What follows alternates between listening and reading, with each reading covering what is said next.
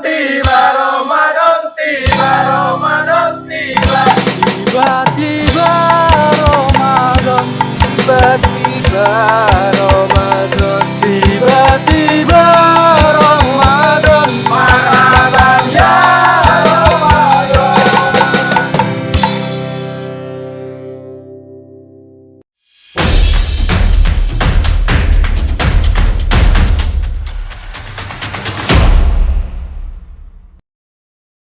Assalamualaikum warahmatullahi wabarakatuh. Waalaikumsalam. Jumpa kembali di KNQ Ramadan Ngabuburit Pengawasan 2026.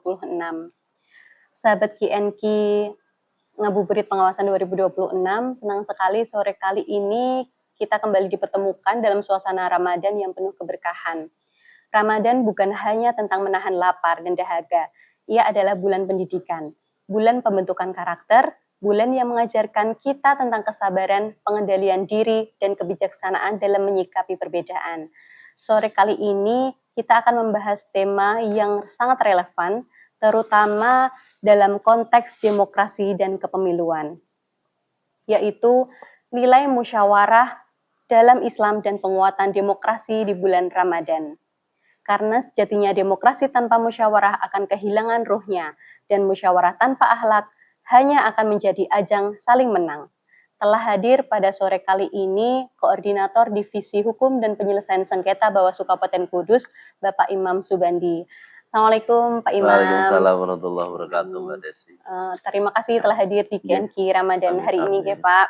Sehat Pak Imam? Alhamdulillah sehat. Puasanya lancar sampai dengan hari ini? Pasti lancar. Alhamdulillah. Pak Imam, sebelum kita masuk lebih jauh pada praktik demokrasi ini, saya ingin kita benar-benar memahami dulu konteks dan fondasinya dulu. Seringkali kita mendengar kata musyawarah, bahkan sejak kecil kita diajarkan selesaikan dengan musyawarah. Tetapi mungkin belum semua benar-benar memahami maknanya secara mendalam. Sebenarnya apa sih pengertian musyawarah dalam Islam? Apakah ia hanya sekedar rapat atau diskusi? Terima kasih Mbak Desi. Jadi musyawarah ini memang bukan hal yang baru ya kalau di masyarakat kita, termasuk budaya bangsa kita juga. Saya kira mulai dari nenek moyang kita dulu kita sudah mengenal yang namanya musyawarah. Tetapi kalau kita bicara musyawarah ini memang kita perlu memahami dari akar katanya lebih dahulu gitu. Karena musyawarah ini berasal dari kata Arab. Musyawarah, syawara, yusyawiru musyawaratun. Jadi artinya adalah secara etimologis ini berarti mengeluarkan madu dari sarangnya. Nah, yang menarik adalah kenapa madu ya kan? Kenapa musyawarah diibaratkan seperti mengambil madu? Karena madu adalah sesuatu yang berharga, dan manis, bermanfaat, didapat dengan hati-hati. Nah, artinya musyawarah ini adalah proses mengeluarkan madu pemikiran dari berbagai kepala untuk mendapatkan kebaikan bersama. Begitu. Jadi musyawarah ini bukan soal adu ego, adu semata-mata adu gagasan, tetapi ia adalah proses menggali kebaikan terbaik dari berbagai sudut pandang. Dan Allah itu menyebut musyawarah dalam berbagai ayat penting dalam Quran. Contoh misal dalam Quran surat Al-Imran ayat 159 yang artinya dan bermusyawarahlah dengan mereka dalam urusan itu. Nah, menariknya adalah ayat ini itu turun setelah perang Uhud, yang mana pada waktu itu sahabat Nabi soal strategi perang itu memberikan masukan kepada Nabi, meskipun akhirnya kalah pada waktu itu. Strategi yang dipakai pada saat perang Uhud itu kalah. Tetapi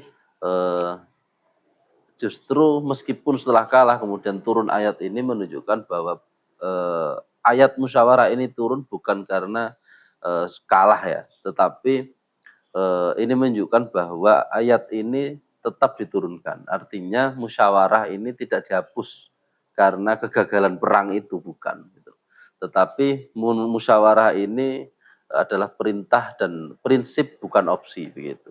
Kemudian dalam Quran surat Asy-Syura misalnya ayat 58 ayat 38. Yang artinya dan urusan mereka diputuskan dengan musyawarah di antara mereka. Nah, ayat ini menggambarkan karakter masyarakat yang beriman begitu. Nah, artinya musyawarah ini bukan hanya teknik pengambilan keputusan, tetapi ini adalah identitas peradaban begitu, Mbak Desi. Berarti musyawarah dalam Islam ini bukan hanya sekedar prosedur ya Pak, tetapi nilai moral dan karakter sosial. Ya, betul sekali Mbak Desi. Karena kalau kita rangkum ya, musyawarah dalam Islam ini memiliki 3 dimensi utama. Pertama, dimensi spiritual. Musyawarah adalah bentuk ketawaduan atau kerendahan hati. Orang yang mau bermusyawarah berarti mengakui bahwa eh, ia bukan orang yang paling benar pertama. Kemudian ia membutuhkan pandangan orang lain, dan kebenaran kolektif ini lebih baik dan lebih utama daripada ego pribadi kita. Dalam konteks ini, musyawarah adalah ibadah sosial. Nah, kemudian dimensi yang kedua, ini adalah dimensi etis. Musyawarah menuntut adab tidak memotong pembicaraan orang lain ketika sedang bermusyawarah, tidak merendahkan pendapat orang lain, kemudian tidak memaksakan kehendak, dan juga tidak menyimpan dendam setelah keputusan diambil. Karena tentu dalam musyawarah ini perbedaan pasti akan muncul gitu, dan keputusan boleh berbeda tetapi hati kita tidak boleh retak satu sama lain. Artinya harus menjunjung tinggi keputusan bersama dalam proses musyawarah. Kemudian yang ketiga adalah dimensi sosial politik. Dalam kehidupan bermasyarakat tentu musyawarah adalah mekanisme bagaimana menjaga persatuan dan kesatuan begitu. Gitu Mbak Desi. Nah, kalau kita lihat hari ini ya Pak, kadang orang menganggap musyawarah itu lambat, kurang tegas, atau tidak efektif. Bagaimana melihat hal ini? Ya, kita mungkin sering memandang bahwa musyawarah ini sebagai formalitas. Jadi sebenarnya kalau kita mau memahami musyawarah ini tentu harus ada beberapa tahapan yang perlu dipahami. Pertama dengan mendengar semua pihak, ya, kemudian menimbang maslahat dan mudorotnya dalam bermusyawarah, kemudian mengambil keputusan bersama, dan tentu yang terakhir adalah bagaimana semua pihak dalam proses musyawarah ini dapat menerima hasil dengan lapang dada. Meskipun keputusan yang lahir itu bukan atau bertentangan dengan pribadi kita begitu. Tetapi karena kalau itu sudah musyawarah dan menjadi keputusan bersama, maka itu harus kita hargai dan kita harus menerima dengan lapang dada. Kemudian dalam Islam, setelah keputusan diambil melalui musyawarah, maka sikap berikutnya adalah faidza azabta fatawakkal 'ala Allah. Apabila telah dibulatkan tekad, maka bertawakallah kepada Allah. Artinya setelah musyawarah ini selesai, tidak ada lagi saling menyalahkan. Nah, ini tentu penting sekali juga dalam demokrasi, bagaimana musyawarah ini bukan tentang siapa yang menang, tetapi musyawarah adalah tentang bagaimana kita mengambil keputusan dan tentu tetap menjaga martabat, menjaga persatuan, dan juga menjaga keadilan bersama. Jika rapat melahirkan kebencian, itu namanya bukan musyawarah. Dan diskusi melahirkan dendam, itu juga bukan musyawarah. Begitu Mbak Desi. Baik, jadi musyawarah itu bukan tentang siapa yang menang ya Pak. Betul. Jadi musyawarah adalah tentang bagaimana keputusan tetap menjaga martabat manusia, persatuan umat, dan keadilan bersama. Betul, betul. Nah Pak Imam, kalau kita lihat, kalau kita tarik ke konteks demokrasi modern Ya. ini, termasuk dalam sistem kepemiluan, bagaimana nilai musyawarah yang relevan? Ya.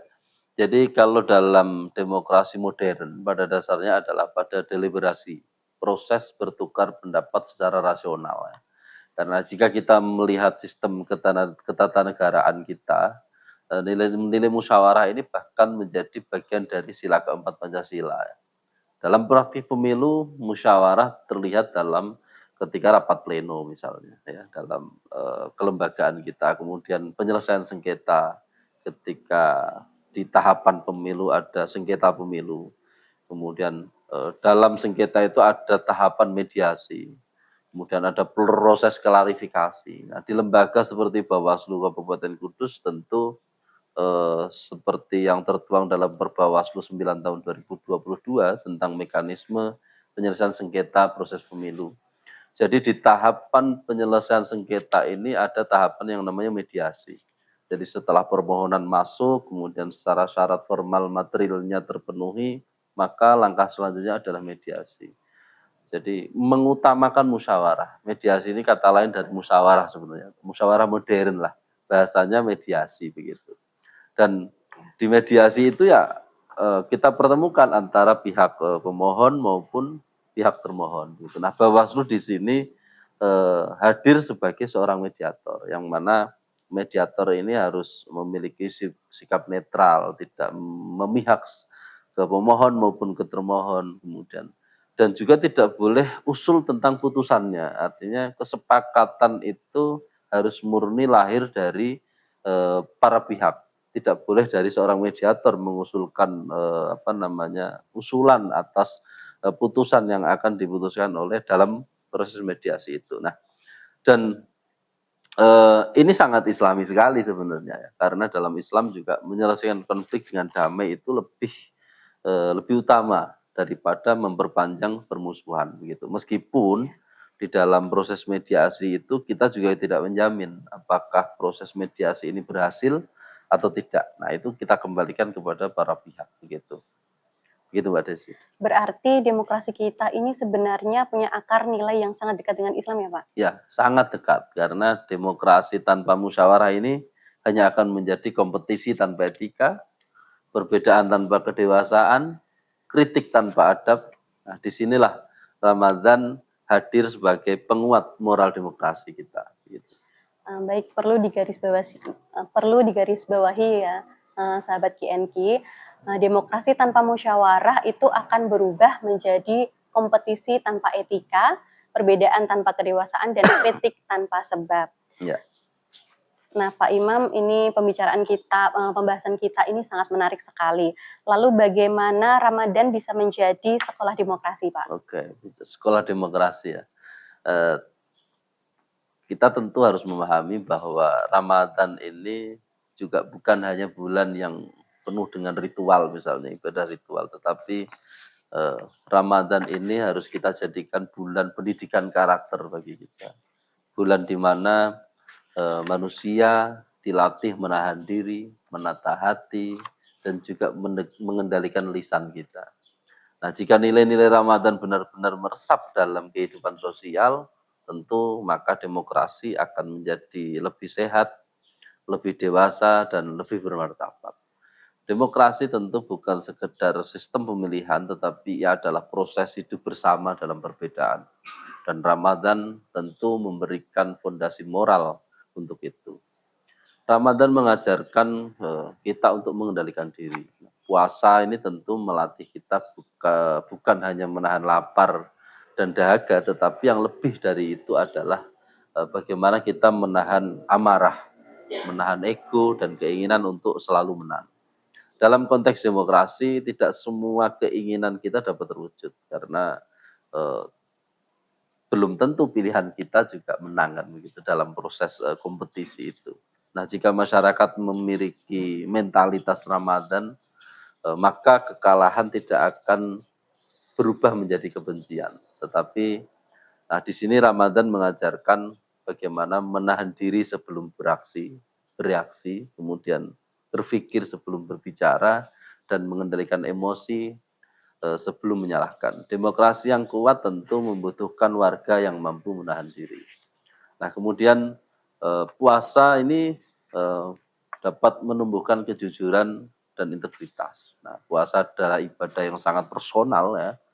Jadi kalau Mbak Desi ini puasa atau tidak, tentu saya juga tidak tahu. Ya kan? Iya. Jadi di sini soal kejujuran tentunya, karena tidak bisa kita lihat secara fisik orang berpuasa itu. Tidak ada manusia yang benar tentunya. Ya. Tidak ada yang manusia yang benar-benar bisa memastikan bahwa seseorang itu berpuasa atau tidak, kan nggak bisa. Selain dirinya sendiri dan Allah Subhanahu wa Ta'ala. Nah, inilah pendidikan integritas. Dalam konteks demokrasi, integritas merupakan fondasi utama tentunya. Ya, jujur dalam kampanye, ketika masa kampanye, kemudian dalam pungut hitung misalnya harus mengutamakan sikap jujur, kemudian jujur juga dalam menerima hasil. Nah, karena tanpa integritas ini demokrasi hanya menjadi prosedur tanpa makna. Nah, Ramadan melatih kita untuk jujur meski eh, kita tidak diawasi. Nah, kalau dalam konteks Bawaslu, Bawaslu mengawasi ya tentu harus mengutamakan itu juga, integritas ini harus ditingkatkan. Kemudian Ramadan juga menguatkan tentang empati sosial kita.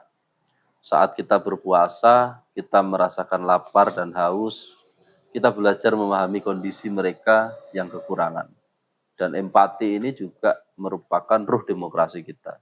Karena demokrasi bukan hanya soal mayoritas, tetapi juga perlindungan, tentang perlindungan terhadap minoritas. Tentang mendengar yang lemah, tentang memastikan kebijakan tidak melukai yang tak bersuara. Ramadan tentu mengajarkan bahwa kepedulian sosial bukan pilihan melainkan kewajiban kita. Kemudian Ramadan juga melatih musyawarah yang beradab.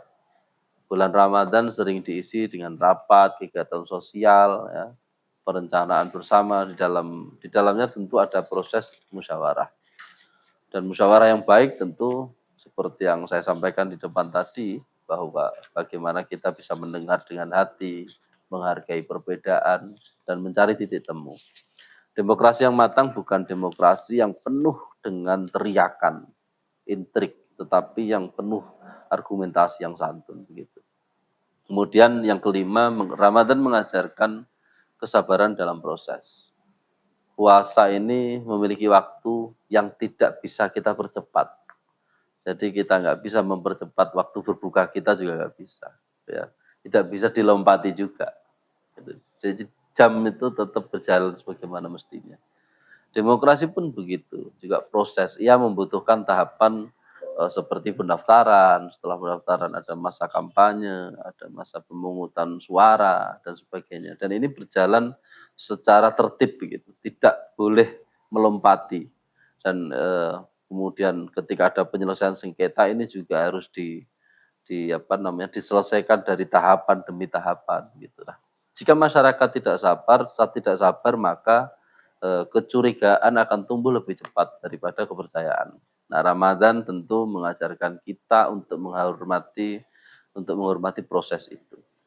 Demokrasi yang hanya bertumpu pada aturan hukum tentu bisa berjalan, tetapi demokrasi yang bertumpu pada akhlak akan terus bertahan begitu. Nah, Ramadan mari kita jadikan momentum untuk memperhalus demokrasi dengan mengurangi kebencian, menekan hoax, menguatkan dialog, menghidupkan musyawarah. Jika nilai Ramadan masuk ke ruang publik, maka perbedaan tidak lagi menjadi sumber permusuhan, tetapi sumber kekayaan gagasan kita. Gitu Mbak Desi. Baik, sahabat QNQ Ramadan. Baik, sahabat QNQ Ramadan, demokrasi ini bukan sekedar sistem pemilihan. Ia adalah proses hidup bersama dalam perbedaan. Dan Ramadan memberikan fondasi moral untuk itu. Ramadan mengajarkan kita untuk mengendalikan diri, Ramadan menumbuhkan kejujuran dan integritas, Ramadan menguatkan empati sosial, Ramadan melatih musyawarah yang beradab, dan Ramadan juga mengajarkan kita untuk sabar dalam berproses. Baik Pak Imam, berarti Ramadan ini bukan menjauhkan kita dari politik ya. Tetapi justru memperhalus cara kita berpolitik. Betul sekali, betul ya, Pak? Karena memang Islam ini kan tidak memisahkan moral dan ruang publik. Jadi musyawarah ini adalah jembatan antara iman dan tata kelola negara, gitu Mbak Desi. Baik Pak Imam, ini kan waktunya sudah mau akhir. Ya, sudah mau berbuka. Iya. Sebagai penutup ini Pak Imam, apa pesan Pak Imam untuk masyarakat dalam menjaga demokrasi yang bermartabat? Baik, dalam kesempatan ini saya ingin menyampaikan 3 pesan utama. Yang pertama, perbedaan ini adalah sunatullah. Jadi jangan sampai karena perbedaan kemudian kita mengelola kebencian dan tidak dapat menerima perbedaan itu. Kemudian jangan sampai kita membawa kebencian ke ruang demokrasi, karena ini hanya akan merusak sistem demokrasi kita. Dan terakhir, kedewasaan berdemokrasi tentu dimulai dari kedewasaan kita bermusyawarah. Jika setiap konflik kita selesaikan dengan bermusyawarah, maka demokrasi kita ini tidak hanya sekedar prosedural, tetapi dapat bermartabat, begitu Mbak Desi. Ya, itu sahabat KNQ Ramadan, 3 pesan dari Pak Imam. Yang pertama, perbedaan adalah sunatullah. Yang kedua, jangan membawa kebencian ke ruang demokrasi. Dan yang ketiga adalah kedewasaan berdemokrasi dimulai dari kedewasaan bermusyawarah. Ya. Baik, terima kasih Pak Imam telah Sama-sama, hadir Mbak Desi. di KNQ Ramadan Bawaslu Kabupaten Kudus ini. Dari diskusi kita hari ini, kita belajar bahwa musyawarah bukan sekedar metode. Ia adalah akhlak. Ramadan mengajarkan kita untuk menahan diri, dan demokrasi membutuhkan orang-orang yang menahan ego. Semoga Ramadan ini tidak hanya memperkuat iman kita, tetapi juga memperhalus cara kita berbeda pendapat.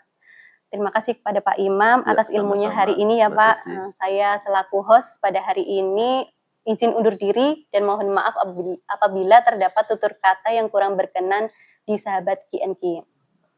Wassalamualaikum warahmatullahi wabarakatuh. Waalaikumsalam warahmatullahi wabarakatuh. Ramadan tiba.